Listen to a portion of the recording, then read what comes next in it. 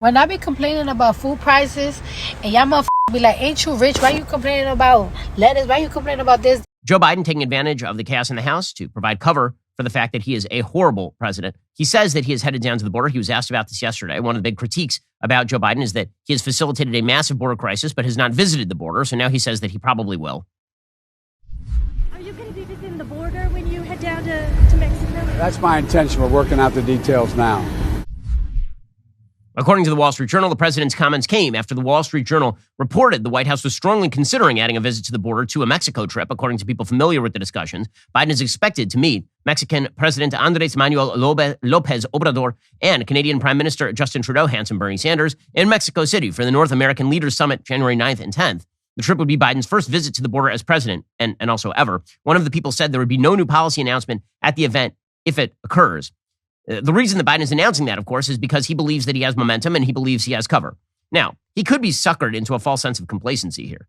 And Democrats did not do amazing in the last election cycle. Republicans just didn't do particularly well. And if Democrats continue to run to the extreme left, they're going to pay the price for that. I think that is why Joe Biden is actually using this as an opportunity to try to look moderate with things like infrastructure and maybe visiting the border. According to Politico, Biden on Thursday is going to announce plans to accept up to 30,000 migrants per month from Cuba, Haiti, Nicaragua, and Venezuela in a border strategy that will be paired with the expanded use of Title 42 expulsions. The president, in a speech in the Roosevelt Room of the White House, will unveil a new humanitarian parole program for migrants from those nations, according to several people familiar with the planning. It will reflect his administration's latest venture to combat a migration surge straining the U.S. immigration system. So in other words, he's going to continue to rely on the temporary Title 42 program. At the same time, he is going to allow 30,000 migrants per month from Cuba, Haiti, Nicaragua, and Venezuela into the country. Now, at least you can make the argument with regard to, for example, Cuba and Venezuela, that some of these are actual humanitarian asylum cases. And Cuba is a giant communist hellhole, and people who are willing to get on like a floating Cadillac and try to move the 90 miles from Cuba to the south coast of Florida, those people, it seems to me, should be given some form of asylum. However, 30,000 migrants per month is a lot of migrants per month. This is, over the course of the year, 360,000 migrants that he wants to let in. The idea that this is going to alleviate the problem rather than exacerbating the problem is, of course, false. And exactly how are you going to make sure that these people are from the countries that they say they are? It is not as though somebody shows up at the border and they show you their Venezuelan ID and you're like, okay, well, I guess now I can trust it. The new policy is modeled after the one rolled out solely for Venezuelans this fall. That created a narrow pathway for up to 24,000 migrants. But now we are talking about expanding that by a factor of, 15? Border agents have already turned away masses of Venezuelans using a Title 42 authority over the past few months. The program's unveiling comes one day after Biden announced it is his intention to make his first trip to the border as president. Many of the president's left-wing opponents are angry that he would expand the Title 42 program. So basically, he's saying, I'm going to let in these people in order so that I can continue to use Title 42. He is likely to please no one, nor is he likely to stem any of the migration surge that we have seen, the illegal immigrant migration surge that we have seen over the course of Joe Biden's presidency. Apparently up to 5 million people illegally entering the country since Joe Biden took office. How bad is the situation on the southern border? It's so bad that Colorado Governor Jared Polis, who is a Democrat, has been sending illegal immigrants to New York City. Remember that time it was horrible and evil for Ron DeSantis to send illegal immigrants to Martha's Vineyard? How dare anybody's winter vacation be ruined by illegal immigrants arriving there by the dozen, like 1 dozen. Like it was just horrifying. Meanwhile, Democrats are sending hundreds of people to New York City because they have more resources. And Eric Adams, the mayor of New York, is ripping on Jared Polis, who is a Democrat. Not a humanitarian crisis if a Democrat does it. That is the rule. And here's what Mayor Adams said about Polis sending migrants to New York. The governor of Colorado is now stating that they are going to be sending migrants to places like New York and Chicago. This is just unfair for local governments to have to take on this national obligation. Amazing. So, but he won't rip on Biden. It's Jared Polis's fault. Everybody's avoiding ripping on. Here's the thing. Biden is so intensely vulnerable. He has been vulnerable his entire presidency because he's a bad president. So why is the focus not on Joe Biden being a bad president? That's where all the focus should be right now. How do you stop Joe Biden's agenda? What is your goal? How do you change the narratives that Joe Biden's agenda is first on the priority list? How do you make 2023, 2024 into a referendum on Joe Biden's policy? He's the president, guys. Don't give Democrats shiny objects to focus on. Because again, when you focus on the situation on the ground, it's pretty ugly.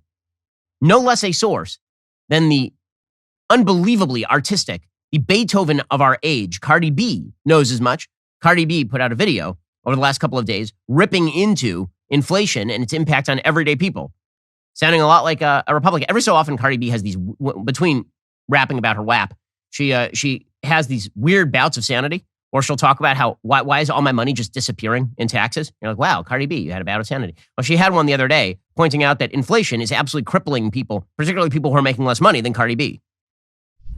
Let me tell you something. When I be complaining about food prices and y'all motherfuckers be like, ain't you rich? Why you complaining about lettuce? Why you complaining about this? That just goes to show me when you become successful, when you have money, you're gonna go broke soon because y'all not budgeting. I get a summary of the money that's being spent in my home every week. So when I'm starting to see that like groceries is like tripling up, it's like, hey, yo, what the is going on? I want to see for myself what the is being spent on. And like when I go to the supermarket, like I went to the supermarket, I'm seeing that everything tripled up. That like lettuce was like $2 a couple of months ago, and now it's like $7. Of course, I'm gonna say something.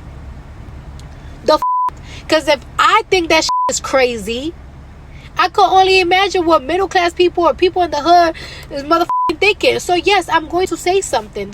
And I have a big platform, so I do want anybody that's responsible of these prices to put that down. They're gonna see my they might put it down. The Demosthenes of our age. But she happens to be correct. And all of the focus would be on inflation. All of the focus would be on a sinking stock market. All the focus would be on the fact that Amazon is about to lay off 18,000 workers, like right now. The biggest company in America, Amazon, its layoffs are about to affect 18,000 employees, the highest reduction tally revealed in the past year to major tech company, as the industry pares back amid economic uncertainty, according to the journal. The layoffs are concentrated in the company's corporate ranks and represent roughly 5% of that element of its workforce, 1.2% of its overall tally of 1.5 million employees as of September. The Seattle-based company in November said it was beginning layoffs, with the cuts concentrating in its retail devices business, recruiting, and retail operations. At the time, the Wall Street Journal reported the cuts would be 10,000. Now they are close to doubling that number. Again, the economy is on a razor's edge at this point, and Joe Biden is feeling none of the blowback of that. He's feeling pretty good about himself. Meanwhile, because we blew so much money into the pockets of the American people, we still have massive inflationary pressures. I understand everybody thinks inflation is over for no reason, considering it is still well above 7%. Remember, the goal of the Fed is supposed to be 2%. It is now more than triple that, and yet we're supposed to pretend everything is going hunky-dory. According to the Wall Street Journal, Federal Reserve officials offered uncharacteristically blunt words of warning to investors that caution against underestimating the central bank's determination to hold interest rates at higher levels to bring down inflation. Minutes of the Fed's policy meeting last month, released on Wednesday, highlighted the tricky communications task that has vexed the central bank over the past 6 months. The Fed's rapid rate increases last year have fanned investor hopes that inflation will slow quickly over the coming year. In the run-up to the December meeting, longer-term bond yields tumbled, reflecting optimism about a speedy decline in inflation and fears of a recession this year. Many Fed officials are saying, wait a second, the robust economic showing, people continuing to spend, means we're going to have to ratchet up those interest rates in order to ratchet down the inflation. So don't get so happy so fast. Any market rallies that ease financial conditions threaten to hinder officials' efforts to cool hiring and wage growth, which in turn could prompt them to continue lifting rates or holding them at higher levels for longer, increasing the risk of a deeper or longer economic downturn.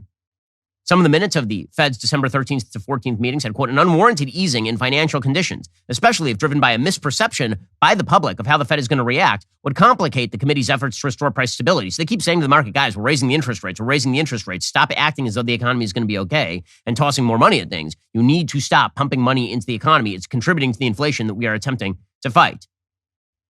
And really, really bad year for Joe Biden was 2022. And yet he escaped the consequences of that largely because of Republican incompetence. Less Republican incompetence would be a wonderful thing at this point.